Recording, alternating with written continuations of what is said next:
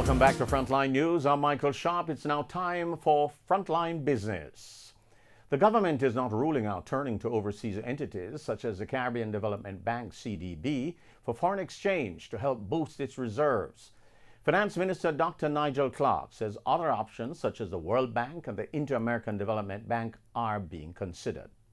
While we may not need the financing on the fiscal side, the resources from these institutions, come in the form of foreign exchange resources, and those resources can be used to supplement and to augment the supply of reserves that we have here in Jamaica. Obviously, these resources from these multilateral institutions come with, they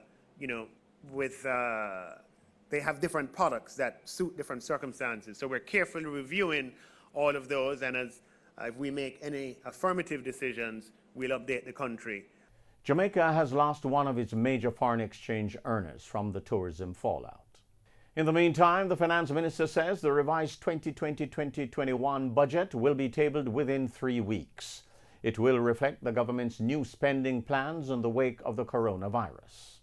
And will also involve a reallocation of expenditure to be consistent with the realities that we face at this time, and will ensure that the expenditure that we intend to enact for the CARE program, goes to the House of Parliament. You'll recall that in my closing budget presentation, we'd have carved out the space for that expenditure, even though the expenditure itself would not yet have been going through the parliamentary process. Jamaicans are among foreign residents in Cayman who have been pressuring the territory's government to allow resumption of money remittance services.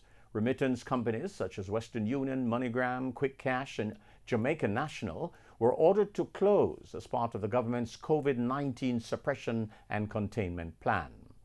Jamaican Georgia Sutherland, who is a nurse working in Cayman, outlined the challenges she has been facing. It's difficult because the last money we were able to get to my mom was out of Florida from my older sister, and that was in March. Yeah, that was in March. And so from early March until now, we haven't been able to get anything back to mom. Premier of Cayman, Alden McLaughlin, says the primary concern with money remittance services is people congregating at the time when social distancing is required to avoid the spread of the coronavirus. The Cayman Islands Monetary Authority reported that in 2018, $234 million was remitted from the Cayman Islands. The top 3 receiving countries were Jamaica, the Philippines, and Honduras. In Wednesday's trading session, the JSE Combined Index advanced by 3,577 points to close just under 400,000 units. Overall market activity resulted from trading in 77 stocks, of which 29 advanced, 38 declined, and 10 traded firm. The junior market index advanced by 0.42 points to close at over 2,000 units. Stocks advanced for Barita Investments, Caribbean Assurance Brokers, Caribbean Cement, Epley Caribbean Property Fund SCC, and Fontana Limited.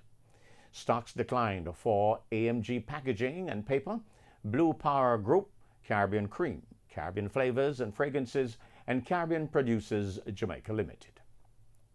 Trading firm were 1834 Investments, Siboney Group, Derrimon Trading Company, JMMB Group Limited 6% USD, and JMMB Group Limited 7.5%. Trans-Jamaican Highway was a volume leader with 1.9 million units, followed by Mailpack Group with 1.4 million units, and QE Investments Limited with 900,000 units. And now the foreign exchange.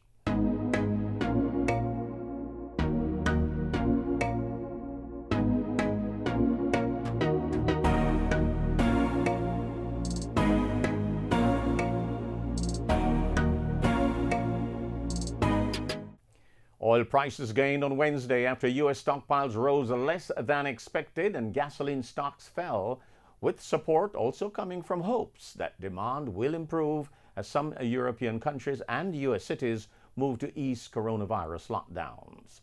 Brent crude were up 5.3% or $1.09 to settle at $21.55 a barrel. U.S. West Texas Intermediate jumped 13.1% or $1.62 to settle at $13.96. And that's it for Frontline Business. I'm Michael Sharp, wishing you pleasant viewing.